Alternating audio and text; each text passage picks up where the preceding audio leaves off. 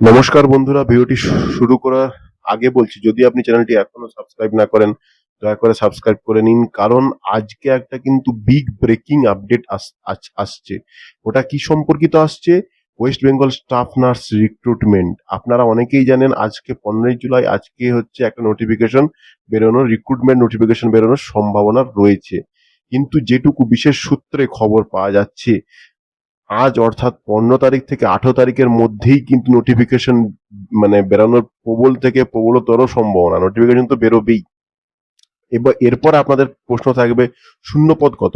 শূন্যপদ হচ্ছে পুরো 35 থেকে 40 হাজার শূন্যপদ আসার সম্ভাবনা রয়েছে। মিনিমাম 30 থেকে 35 শূন্যপদ তো আসবেই আসবে।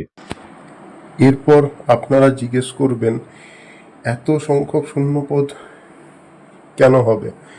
তার প্রথম এবং প্রধান কারণ হলো, কিছুদিন আগে খবরে বেরিয়েছিল, আপনারা দেখেছিলেন, জেলা এবং গ্রামীণ যে স্বাস্থ্যকেন্দ্রগুলিতে নার্সের অভাব রয়েছে। এই গেল শূন্যপদ। এরপর আপনারা বলবেন, এত তাড়াতাড়ি নোটিফিকেশন কেন আসছে? প্রথম রিক্রুটমেন্ট নোটিফিকেশনের একদম শর্ট ডিস্টেন্সেই সেকেন্ড রিক্রুটমেন্ট নোটিফিকেশন কেন এত তাড়াতাড়ি আসছে? তার প্রকৃত কারণ হলো, আপনারা জানেন গতকাল ওবিসি মামলাটি নিষ্পত্তি হয়েছে। এরপর কিন্তু শুধু নার্সিং নয়, আরো অনেক রিক্রুটমেন্ট নোটিফিকেশন আসবে। এই গেল রিক্রুটমেন্ট নোটিফিকেশন এবং তার কারণ।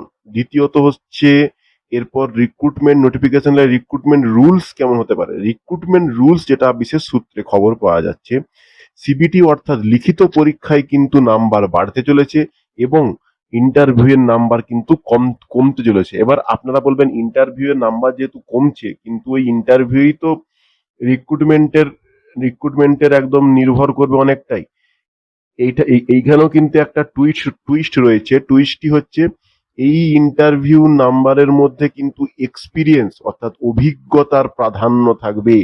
যারা বিভিন্ন কন্ট্রাকচুয়াল, গভর্নমেন্ট কন্ট্রাকচুয়াল বা প্রাইভেট হসপিটালে আছেন, তাদের কিন্তু, তারা যত বছর এক্সপিরিয়েন্স গেইন করবেন তত কিন্তু তারা নাম্বার বেশি পাবেন। ঠিক আছে? এইখানে আপনাদের প্রবলেম, আপনাদের যে ডাউট ছিল, এই ডাউটটাও ক্লিয়ার হলো। ঠিক আছে? এরপর ডাউট কি আসছে? Recruitment rules and syllabus. Recruitment rules তো বললাম, সিলেবাস হচ্ছে যেরকম সিলেবাস ছিল সেরকম সিলেবাসই আসবে। তার মধ্যে থেকে নার্সিং কন্টেন্ট বেশি আসবে, আপনাদের নার্সিং যে সিলেবাস সেখান থেকে হচ্ছে কোশ্চেন বেশি পড়বে, এবং যেগুলো থাকে আগের মতো ম্যাথ, জিকে, কারেন্ট অ্যাফেয়ার্স, সেটা একদমই কম থাকবে। যারা নার্সিং কন্টেন্টের উপর জোর দেবেন তারাও কিন্তু এক্সাম ক্লিয়ার করতে সক্ষম হবেন। এই হলো। এবং আরেকটি কথা হচ্ছে, আমি খুব দ্রুত আপনাদের আরো অনেক আপডেট আমি পাবো, এবং আপনাদের নিশ্চয়ই আরো অনেক কোশ্চেন রয়েছে যেটা আপনারা অবশ্যই কমেন্ট করবেন।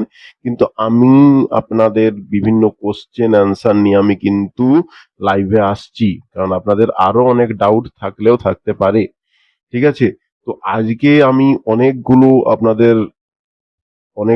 আপডেট দিলাম এবং আপনাদের অনেকগুলো ডাউট আশা করি ক্লিয়ার করলাম। খুব 18 তারিখের মধ্যে নোটিফিকেশন বেরোতে চলেছে, এবং আরেকটি খবর বলতে ভুলে গেছি, নোটিফিকেশন বেরোনোর প্রায় 3 থেকে 4 দিনের মধ্যেই কিন্তু অনলাইন আবেদন শুরু হয়ে যাবে, অনলাইন অ্যাপ্লিকেশন স্টার্ট হয়ে যাবে। তাই বলছি, চ্যানেলটিকে সাবস্ক্রাইব করে রাখুন। ভিডিওটিকে আর দীর্ঘায়িত করছি না।